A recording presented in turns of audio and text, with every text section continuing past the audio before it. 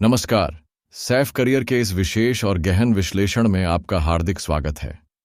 आज की यह रिपोर्ट देश के उन लाखों पेंशन धारकों को समर्पित है जिनकी आंखें हर सरकारी बैठक, हर घोषणा और हर खबर पर इस उम्मीद से टिकी रहती हैं कि शायद आज उनके दशकों के संघर्ष का अंत होगा।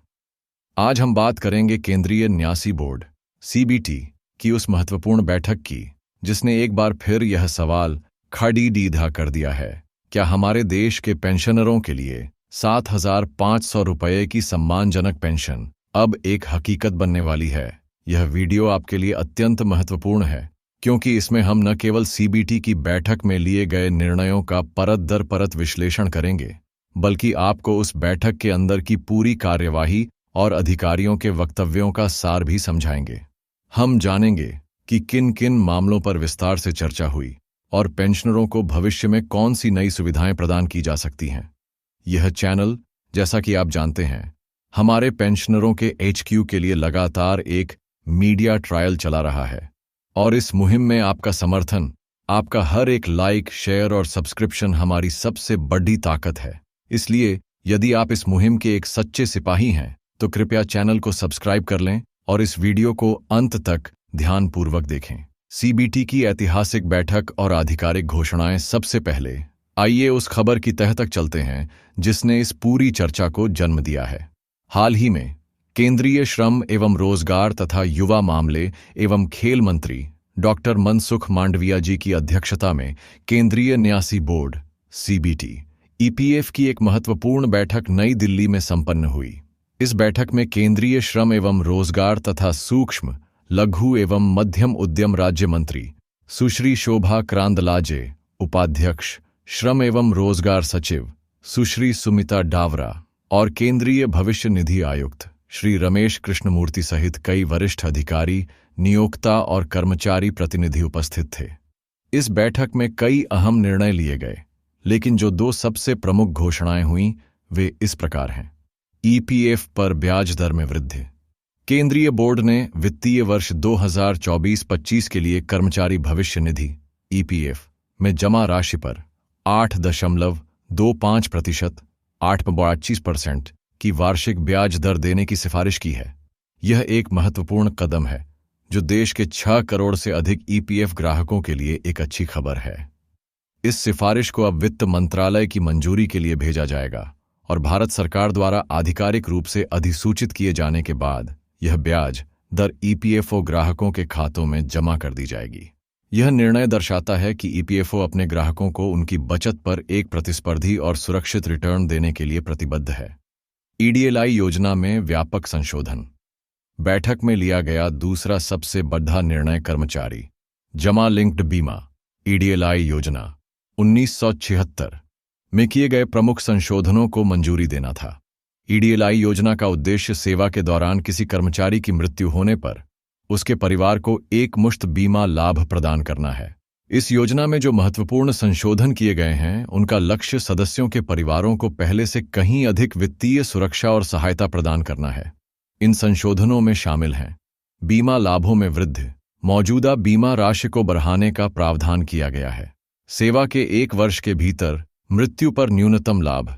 एक क्रांतिकारी कदम उठाते हुए अब उन सदस्यों के परिवारों को भी एक न्यूनतम सुनिश्चित लाभ दिया जाएगा जिनकी सेवा में आने के 1 वर्ष के भीतर ही दुर्भाग्यवश मृत्यु हो जाती है। यह उन युवा कर्मचारियों के परिवारों के लिए एक बहुत बड़ा सहारा होगा। गैर अंशदायी अवधि के बाद सेवा में मृत्यु पर लाभ।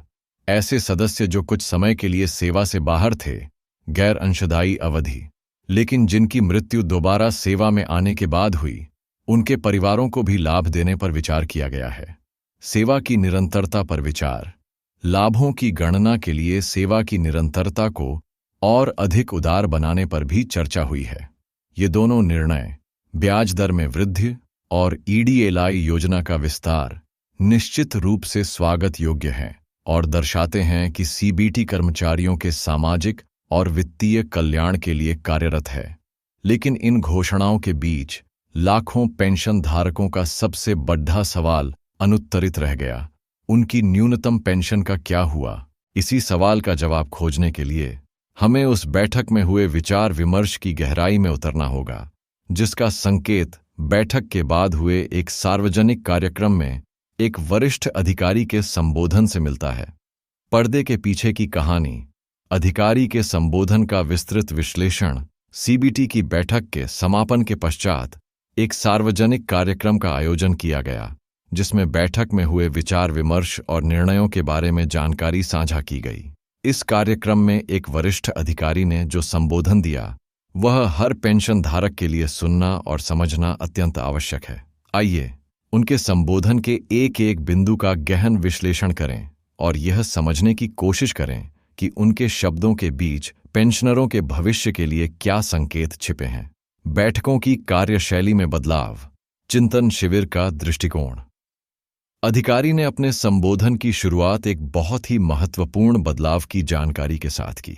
उन्होंने कहा, माननीय मंत्री जी के नेतृत्व में यह निर्णय लिया गया था कि सीबीटी की मीटिंग केवल मात्र 1 या 2 घंटे की मीटिंग मात्र नहीं होनी चाहिए, बल्कि ईपीएफओ जैसे जो महत्वपूर्ण ऑर्गेनाइजेशन हैं, उनके डेलिबरेशंस कम से कम 2 दिन चिंतन शिविर के रूप में होने चाहिए। यह एक अत्यंत सकारात्मक और गहरा बदलाव है। इसका अर्थ यह है कि अब सीबीटी की बैठकें केवल एजेंडे पर टिक मार्क करने की औपचारिकता नहीं होंगी। चिंतन शिविर का दृष्टिकोण यह दर्शाता है कि अब महत्वपूर्ण विषयों पर सतही चर्चा के बजाय गहन विचार विमर्श होगा। समस्याओं की जड़ डीडीएच तक जाया जाएगा और दीर्घकालिक समाधानों पर मंथन होगा। पेंशन वृद्ध जैसा जटिल और बहुआयामी मुद्दा, जिसके वित्तीय और सामाजिक दोनों पहलू हैं, निश्चित रूप से इसी तरह के गहन चिंतन की मांग करता है। यह पेंशन धारकों के लिए उम्मीद की पहली किरण है कि उनके मुद्दे को अब और अधिक गंभीरता और समय दिया जा रहा है। पारदर्शिता और सार्वजनिक संवाद का संकल्प। अधिकारी ने आगे कहा, यह एक निर्णय लिया गया है कि जो हम पब्लिक को उस दिन एक पब्लिक फंक्शन में लोगों को यह भी बताया जाए कि किस प्रकार के निर्णय हुए हैं, तो पूरी पारदर्शिता के साथ सरकार पब्लिक को क्या लाभ उन योजनाओं से मिल रहे हैं, इसके बारे में भी बताया जाए। पारदर्शिता किसी भी लोकतांत्रिक संस्था की आत्मा होती है। यह घोषणा कि हर बैठक के बाद एक सार्वजनिक कार्यक्रम के माध्यम से निर्णयों की जानकारी दी जाएगी, सरकार और ईपीएफओ को सीधे जनता के प्रति जवाबदेह बनाती है। इससे पेंशन धारकों को यह जानने का हक मिलेगा कि उनकी मांगों पर क्या चर्चा हुई और क्यों कोई विशेष निर्णय लिया गया या नहीं लिया गया। यह उन्हें अफवाहों से बचाएगा और उन्हें सही जानकारी से सशक्त करेगा। 72 लाख पेंशन धारक और गहन विचार विमर्श अब आता है वह हिस्सा जो सीधे तौर पर पेंशन धारकों से जुड़ा है। अधिकारी ने अपने भाषण के केंद्र में पेंशनरों के मुद्दे को रखते हुए कहा, उसी तरह से 72 लाख के आसपास हमारे जो पेंशन धारक हैं, उस पर भी बहुत गहन विचार विमर्श सीबीटी की मीटिंग के दौरान हुआ। बहुत सारे सुझाव आए, कैसे आगे बढ़ा जाए, इस पर चर्चाएं हुईं और कई महत्वपूर्ण निर्णय लिए गए। यह वाक्य इस पूरे संबोधन का हृदय है। पहली बार एक वरिष्ठ अधिकारी सार्वजनिक मंच से यह स्वीकार कर रहा है कि 72 लाख पेंशन धारकों के मुद्दे पर बहुत गहन विचार विमर्श हुआ है। यह कोई छोटा मोटा बयान नहीं है। यह इस बात की पुष्टि है कि आपकी आवाज, आपका संघर्ष, आपकी मांगें सीबीटी की बैठक में सर्वोच्च स्तर पर गूंजी हैं। बहुत सारे सुझाव आए और कैसे आगे बढ़ा जाए, इस पर चर्चाएं हुईं। जैसे वाक्यांश यह संकेत देते हैं कि बोर्ड ने इस मुद्दे को खारिज नहीं किया है, बल्कि इसके समाधान के विभिन्न मॉडलों, जैसे कि न्यूनतम पेंशन कितनी हो, उसके लिए धन कहां से आएगा और इसे कैसे लागू किया जाएगा, इन सभी पहलुओं पर मंथन किया है। हालांकि उन्होंने यह स्पष्ट नहीं किया कि क्या महत्वपूर्ण निर्णय लिए गए, लेकिन यह निश्चित है कि यह मुद्दा अब ठंडे बस्ते में नहीं है, बल्कि सक्रिय विचार विमर्श के केंद्र में है। प्रक्रियात्मक सुधार और जीवन सुगमता। अधिकारी ने पेंशनरों के जीवन को सुगम बनाने के लिए उठाए जा रहे अन्य कदमों का भी उल्लेख किया। उन्होंने कहा, पेंशन जो मिलती है, उसका जो जीवन प्रमाण पत्र है, कैसे उनको सुगम हो, उनको लाइनों में ना खड़ा होना पड़े। जो ऐसे लोग हैं, बुजुर्ग हैं, जो घर से बाहर नहीं निकल करके अपना वेरिफिकेशन करा सकते, उनको किस तरीके से सुविधाएं उनके घर पर ही प्राप्त हो सकें, इन सारे विषयों पर भी चर्चा हुई है और निर्णय लिए गए हैं। जीवन प्रमाण पत्र जमा करने की प्रक्रिया को सरल बनाना, विशेषकर उन बुजुर्गों के लिए जो चलने फिरने में असमर्थ हैं, एक अत्यंत मानवीय और सराहनीय कदम है। प्रयास पहल के तहत सेवानिवृत्ति के दिन ही सारे लाभ देने की व्यवस्था भी प्रशासनिक दक्षता का एक उत्कृष्ट उदाहरण है।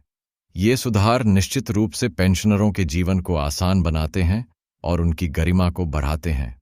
लेकिन यहाँ यह समझना महत्वपूर्ण है कि ये सभी प्रक्रियात्मक सुधार हैं। ये पेंशन प्रणाली के कामकाज को बेहतर बनाते हैं, लेकिन उस पेंशन की मूल राशि को नहीं बढ़ाते, जो कि पेंशन धारकों की सबसे बड़ी और सबसे पीड़ादायक समस्या है। ये सुधार महत्वपूर्ण है, पर वे उस आर्थिक तंगी का समाधान नहीं है जिसका सामना एक पेंशन धारक हर महीने करता है। सामाजिक सुरक्षा का विस्तार और कवरेज बढ़ाने की चुनौती संबोधन का एक बड़ा हिस्सा सामाजिक सुरक्षा के दायरे को बढ़ाने की चुनौती पर केंद्रित था। अधिकारी ने चिंता व्यक्त करते हुए कहा, हमारी कवरेज और कैसे इंप्रूव हो? हमारे कामगार 50 करोड़ से ज्यादा हैं। कैसे हम उनको भी ईपीएफओ की सेवाओं से जोड़ें? जो हमारे कैजुअल वर्कर्स हैं, जो हमारे कॉन्ट्रैक्चुअल वर्कर्स हैं, वो भी कैसे जुड़ें? इन पर भी हमारा गहन चिंतन रहता है। यह सरकार के एक वृहद दृष्टिकोण को दर्शाता है। देश के 50 करोड़ से अधिक असंगठित कामगारों को सामाजिक सुरक्षा के दायरे में लाना एक युगांतरकारी कार्य है। ई श्रम पोर्टल जैसे माध्यम इसी दिशा में उठाए गए कदम हैं। यह महत्वपूर्ण है क्योंकि एक मजबूत सामाजिक सुरक्षा प्रणाली ही एक विकसित राष्ट्र की पहचान होती है। लेकिन मौजूदा 72 लाख पेंशन धारकों के मन में यह सवाल उठना स्वाभाविक है कि नए लोगों को जोड़ने की इस विशाल योजना के बीच क्या उनके मौजूदा कष्टों का निवारण प्राथमिकता पर रहेगा? क्या व्यवस्था का विस्तार मौजूदा लाभार्थियों के सुधार की कीमत पर तो नहीं होगा? एक आदर्श स्थिति वह होगी जहां सरकार विस्तार और सुधार दोनों कार्यों को समानांतर रूप से और समान प्राथमिकता के साथ आगे बढ़ाए। सबसे बड़ा सवाल 7,500 रुपये का क्या हुआ? अब हम उस प्रश्न पर आते हैं जो आपके और हमारे सभी के मन में कौंध रहा है। जब सीबीटी की बैठक में इतना गहन विचार विमर्श हुआ तो न्यूनतम पेंशन को बढ़ाकर 7,500 रुपये करने की सीधी और स्पष्ट घोषणा क्यों नहीं की गई? इसका उत्तर जटिल है और हमें पंक्तियों के बीच छिपे अर्थ को समझना होगा। अधिकारी का यह कहना कि कैसे आगे बढ़ा जाए, इस पर चर्चाएं हुईं। यह दर्शाता है कि यह निर्णय उतना सीधा नहीं है जितना लगता है। इसके पीछे कई वित्तीय और प्रशासनिक पेंच हैं जिन पर शायद बोर्ड अभी भी काम कर रहा है। पेंशन एक दीर्घकालिक देनदारी है और इसमें किसी भी बड़े बदलाव का असर आने वाले कई दशकों तक रहता है। सरकार को यह सुनिश्चित करना होता है कि पेंशन फंड की स्थिरता बनी रहे ताकि भविष्य के पेंशन धारकों को भी समय पर पेंशन मिलती रहे। बोर्ड अभी विभिन्न वित्तीय मॉडलों का मूल्यांकन कर रहा है। हो सकता है कि वे एक मुश्त 7,500 रुपये करने के बजाय इसे चरणों में बढ़ाने के विकल्प पर विचार कर रहे हों, या शायद वे इसके लिए धन जुटाने के नए स्रोतों जैसे कि सरकारी सब्सिडी या नियोक्ताओं के अंशदान में मामूली वृद्धि की व्यवहार्यता का आकलन कर रहे हों। अधिकारी के भाषण से यह स्पष्ट है कि आपकी मांग को सैद्धांतिक रूप से खारिज नहीं किया गया है, बल्कि इसे लागू करने के कैसे और कब पर मंथन चल रहा है। यह निराशाजनक हो सकता है कि तत्काल कोई घोषणा नहीं हुई, लेकिन यह आशाजनक है कि विषय को गंभीरता से लिया जा रहा है। अब गेंद सरकार और माननीय मंत्री जी के पाले में है कि वे इस गहन विचार विमर्श को कब एक ठोस आधिकारिक निर्णय में बदलते हैं। भविष्य की राह और हमारा सामूहिक संकल्प तो इस पूरी पडीडी हड़ताल का निष्कर्ष क्या है? निष्कर्ष यह है कि सीबीटी की बैठक ने कुछ ठोस और सकारात्मक परिणाम दिए हैं, जैसे कि ईपीएफ पर एक अच्छी ब्याज दर और ईडीएलआई योजना में महत्वपूर्ण सुधार। पेंशन के मुख्य मुद्दे पर एक गहन विचार विमर्श हुआ है जो भविष्य के लिए एक उम्मीद जगाता है, लेकिन तत्काल कोई ठोस घोषणा नहीं हुई है। ऐसे में हम सभी की भूमिका और भी महत्वपूर्ण हो जाती है। हमें धैर्य रखना होगा, लेकिन साथ ही अपनी आवाज को और अधिक मजबूती और एकता के साथ उठाते रहना होगा। जैसा कि मैंने पहले कहा, यह चैनल आपके लिए, आपके एचक्यू के लिए लगातार यह मुहिम चला रहा है। आप इस मुहिम से जुड़कर इसे और शक्तिशाली बना सकते हैं।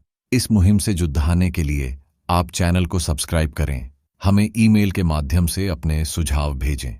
हमारे पिछले वीडियो में दिए गए नंबर के माध्यम से आप हमारे व्हाट्सएप अभियान से भी जुड़ सकते हैं और अपनी बात हम तक पहुंचा सकते हैं। अंत में मैं बस यही कहना चाहता हूं कि कोशिश करने वालों की कभी हार नहीं होती और बिना कुछ किए जय जयकार नहीं होती।